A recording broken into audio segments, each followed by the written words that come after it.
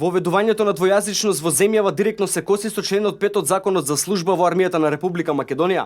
Членот 5 е недвосмислен кога вели дека службен јазик во армијата е македонскиот јазик и неговото кирилично писмо. Самиот чин на воведување на двојазичност ќе создаде и непотребни потешкоти во извршувањето на секојдневните војни задачи, обуки и вежби.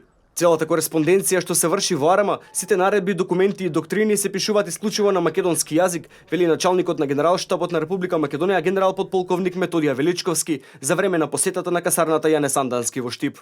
Во Законот за служба во армијата на Република Македонија во членот 5 е недвосмислено, концизно, јасно, без предметно за дискусија дефинирано начинот на употреба на македонскиот литературен јазик и неговото кирилско писмо. Тоа подразбира дека секој вид на кореспонденција, командување, извршување наредби, изработка на документи во мир, во војна, изработка на правила, доктрини и упатства е исклучиво само и на ниту еден начин освен на македонскиот литературен јазик и неговото кирилско писмо.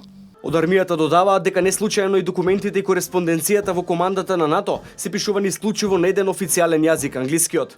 Не само во армијата, двојазичноста може да биде катастрофална и во операционите сали, предупредуваат и докторите и вработените во јавното здравство. Тие велат дека двојазичноста може да се одрази и на професионалноста на докторите и ќе ја отежни дополнително работата на шалтерите, со што неминовно ќе се створат гужви, од кои најмногу ќе страдаат пациентите.